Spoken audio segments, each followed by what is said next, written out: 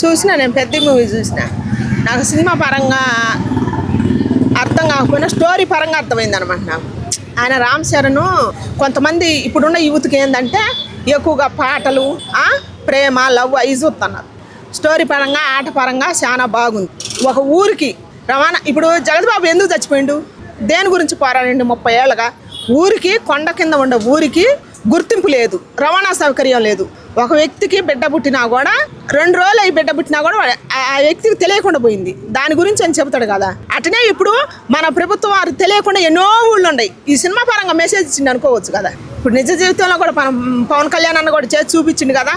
కొండ కింద ఉండే వాళ్ళు కానీ, కొండ జాతి వాళ్ళు కానీ, గిరిజన ప్రాంతాలలో ఎన్నో ఉన్నాయి. గుర్తింపు లేని, ఓటు హక్కు లేని, రవాణా సౌకర్యం లేని ఊళ్ళు ఎన్నో ఉన్నాయి. ఈ సినిమా పరంగా సింక్ అయింది అనమాట.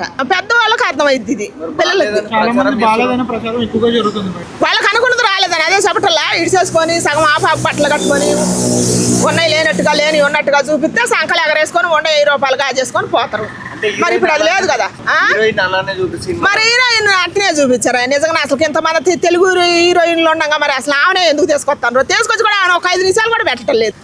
ఒక 5 నిమిషాలు కూడా పెట్టడం లేదు. శ్రీదేవి గారు అంటే ఏందయ్యా ఆ రోజులు ఇప్పటికి కూడా క్రేజీ. ప్రతి వాళ్ళకి ఆమె చీర కట్టుకున్నా నడిచినా అందం ఉంటుంది. ఏమన్నా నడిచినా ఆడమడిచి నడిచినట్టు లేదు. రామ్ చరణ్ యాక్టింగ్ గురించి మీరు ఏమంటారు? రామ్ చరణ్ నటన గురించి అద్భుతం అనట. నేను బాగా చేసిండు నటను, ప్రాణం పెట్టి చేసిండు. ఇప్పుడు ఆర్ఆర్ సినిమాలో జూనియర్ ఎన్టీఆర్ కనుక కొమరం భీముడు అని పాట పాడతాడు చూడు, అట్ట ఆయన ఆడెట్ట ప్రాణం పెట్టిండో ఈయన కూడా ఆటలో ఊరు కోసం, గుర్తింపు కోసం అంత ప్రాణం పెట్టి ఆట ఆడిండు అనమాట ఆయన.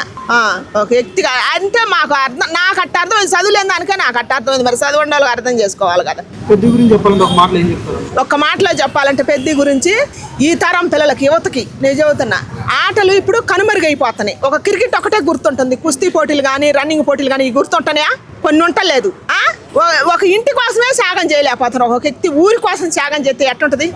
ఊరి గుర్తింపు కోసం చేస్తే ఎట్టుంటది? ఒక డైలాగ్ ఉంది లాస్ట్ లో, బాగుంది, నాకు నచ్చింది. మళ్ళీ పుడతావా ఏందని వాళ్ళ అమ్మతో. అట్టనే ప్రతి మనిషి కూడా అనుకోవాలి, జీవితం ఇంతటితో అయిపోయింది అనుకోవద్దు, మళ్ళీ పుడతావా ఏందని అనుకోవాలి. బాగుంది. విమర్శలు దాని గురించి మీరేమంటారు? జాన్వీ కపూర్ మీద సినిమాను హిట్టును తట్టుకోలేక ఇవన్నీ ట్రోల్ చేస్తారు. ఎవరైనా ట్రోల్ చేసినా కూడా జాన్వీ కపూర్ మాత్రం సినిమాలో సూపర్గా చూపెట్టారు. ఎందుకంటే హీరోయిన్ ఏ విధంగా చూపెట్టాలో ఆ విధంగా చూపెట్టారు, హీరోయిన్ ఏ విధంగా చూపెట్టాలో ఆ విధంగా చూపెట్టారు. ఎవరైనా ట్రోల్ చేసినా మాత్రం సినిమా మాత్రం సూపర్ డూపర్ హిట్ అయితే అయింది. మరి వాస్తవంగా సీన్స్ డిలీట్ చేయడం కరెక్ట్ అంటారా? అంటే ఏదైనా కూడా సినిమా రిలీజ్ కాకముందు డిలీట్ చేస్తే బాగుంటుండే, కానీ రిలీజ్ అయినాక డిలీట్ చేసినా ఒకటే చేయకపోయినా ఒకటి. ఎందుకంటే సినిమా చాలా మంది ఇప్పుడు ఫస్ట్ షో కానీ, ఫస్ట్ రోజు కానీ, సెకండ్ రోజు కానీ చూసారు కాబట్టి దాని ద్వారా కట్ చేసే పెద్దగా అదేముండదు. బట్ ఏంటంటే కట్ చేసే కానీ చాలా ఆడియన్స్ అందరూ బాధపడతారు. అరే గత సీన్లు ఏముండే మేము చూడలేకపోయినామని చెప్పేసి ఇబ్బంది పడతారు. బట్ ఏదైనా కూడా ఆర్జీవి గారు సినిమాలు అయితే ఏ విధంగా కట్ చేయరో, సందీప్ వంగ గారు అయితే ఏ విధంగా కట్ చేయరో, ఇది కూడా కట్ చేయకుండా ఉంటేనే బాగుంటుంది. ఆడియన్స్ అందరూ హ్యాపీగా ఫీల్ అవుతారు. మరి అప్పుడు అడిగినట్టు ఇప్పుడు అడిగినట్టు అప్పుడు ఎందుకు అడగలేదు వీళ్ళంతా? అదే ఏదైనా కూడా అంటే ఇప్పుడు అదే నేను అదే అంటున్నా కానీ సినిమా రిలీజ్ కాకముందు అన్ని చూసుకొని చేసుకుంటే బాగుంటుంది తప్ప రిలీజ్ అయిన తర్వాత ఎవరేం చేయలేరు. బయటికి వచ్చిన తర్వాత ఇంకేం చేయలేరు. కానీ చెయ్యొద్దు, ఇదే విధంగా కొనసాగిస్తే బాగుంటుంది. అయినా కూడా సినిమా మాత్రం సూపర్ డూపర్ హిట్ మాత్రం అయింది. మెగా సినిమాల మీద ఎందుకు ఇట్లా పడి ఏడుస్తూ ఉంటారు వీళ్ళు? ఒక్కటండి, ఇలా రామ్ చరణ్ గారిని చూసుకుంటే టాలీవుడ్ లో ఒక బిగ్గెస్ట్ హీరో ఇప్పుడు రామ్ చరణ్ గారే. గత సినిమాలు చేసినటువంటి హీరోలు అందరూ ముసలోళ్ళు అయిపోయి, ఏజ్ అయిపోయింది, క్రేజ్ అయిపోయింది.